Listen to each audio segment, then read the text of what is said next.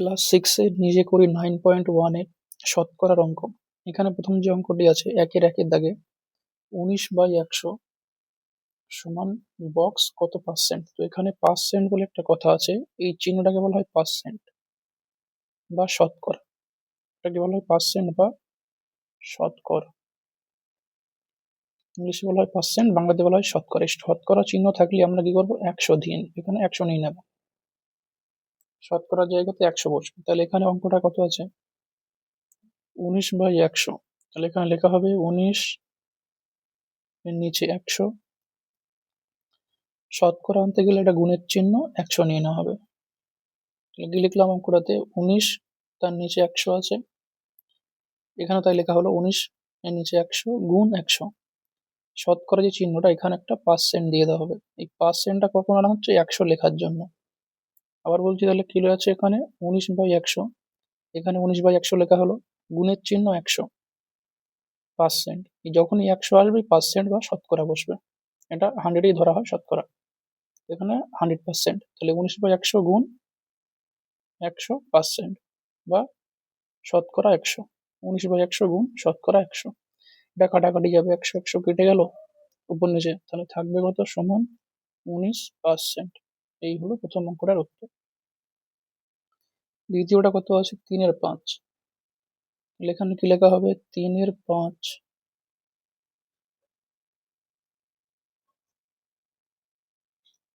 গুণ 100।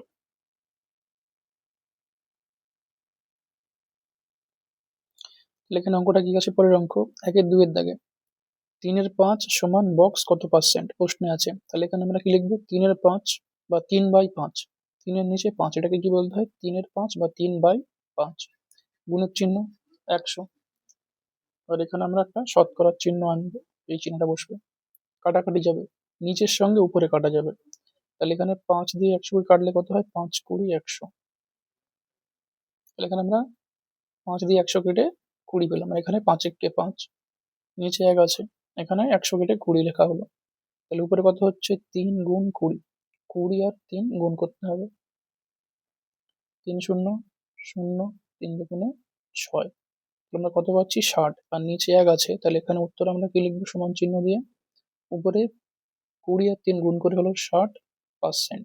আর নিচে যে একটা আছে এটা নিচে লিখতে লাগে না। তাহলে উত্তর কত হলো, 3/5 সমান আমরা পাচ্ছি 60% উত্তর, 1/2 দাগেরটা। পরের অঙ্ক 7/10 বা 7/10 বলা যেতে পারে এটা, গুণ 100, শতকরার চিহ্ন, পার্সেন্টের চিহ্ন লেখা হলো। এখানে 10 দিয়ে কাটা যাবে, এটা 10 1 10 আর 10 10 100 হয়।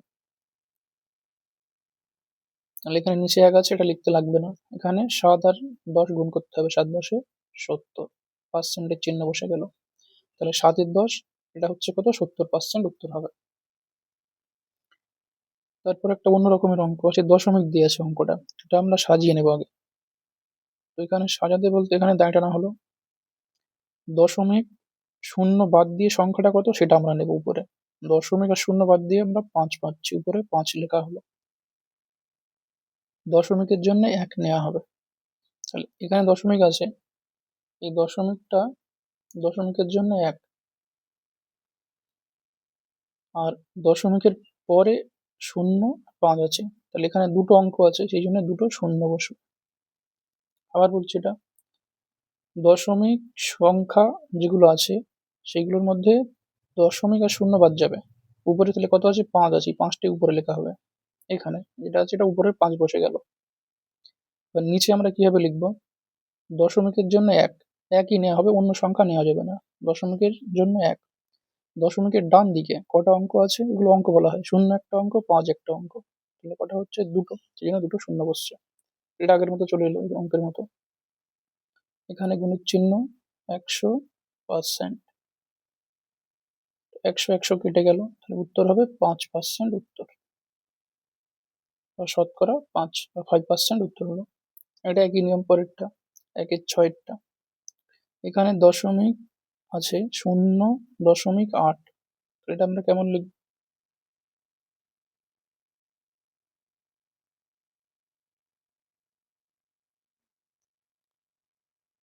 দশমিক শূন্য বাদ দিয়ে সংখ্যাটা হচ্ছে উপরে 8, নিচে কত লেখা হবে? নিচে দশমিকের জন্য 1 আর দশমিকের পরে একটা অঙ্ক, তাহলে একটা শূন্য বসবে। দশমিক শূন্য বাদ 8 আছে, উপরে 8 বসলো। দশমিকের জন্য নিচে 1, দশমিকের পরে একটা অঙ্ক, একটা শূন্য, গুণের চিহ্ন 100%। 10 দিয়ে কাটা গেলে 10 হয়, 8 10 80 উত্তর। এটা হলো কত? 80% হবে উত্তর। নিচে করি 9.2 এর 1 এর 8 এর দাগ। এটা আবার অন্য অঙ্ক আছে। এটা কিভাবে বলতে হয়? 2 পূর্ণ 3 এর 5। 2 সামনে আছে, 3টা আছে উপরে, 5টা আছে নিচে। এটাকে বলে মিশ্র ভগ্নাংশ। 2 পূর্ণ 3 এর 5। এটা আমরা কিভাবে লিখবো? 5টা নিচে বসে যাবে, 2 এর সঙ্গে 5 গুণ হবে, কোনাকুনি গুণ, যোগ হবে কত? উপরের সংখ্যাটা, সেটা আমরা বসাবো এইখানে। এখানে 2 এর সঙ্গে 5 গুণ হবে, উপরের সংখ্যা যোগ হয়ে যাবে, তাহলে এখানে 5 দুগুণে 10, আর এটা যোগ করলে হচ্ছে 10 আর 3 যোগ করে 13, তাহলে এইখানে বসবে কত? 13 বসবে উপরে। কোনাকুনি গুণ হবে, যেটা পাবো তার সঙ্গে যোগ হয়ে যাবে। 5 দুগুণে 10 আর 3 যোগ করে 13 পাচ্ছি। 13 আমরা এই উপরে বসালাম, নিচে 5 আছে, 5 বসে গেল। এইখানে একই নিয়ম, গুণের চিহ্ন 100%, কাটাকাটি করতে হবে। 5 দিয়ে কাটলে 5 20 100 হয়। এখানে আমরা কত পাচ্ছি? 13 গুণ 20। 13 আর 20 গুণ করতে হবে, এটা গুণ করে আমরা উত্তর পেয়ে যাব। 0 দিয়ে গুণ করলে 0, 3 0, 0 একে গুণ করে 0, এখানে গুণের চিহ্ন বসে। 3 দুগুণে 6, 2 একে 2, এটা যোগ করতে হবে। 0, 6 0 যোগ করে 6, 2 একা আছে, বসে গেল।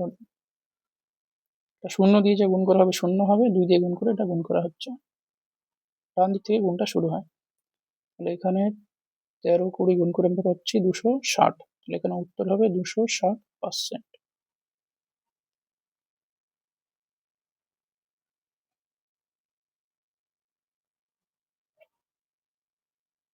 আশা করছি অঙ্কগুলো বুঝতে পারলে।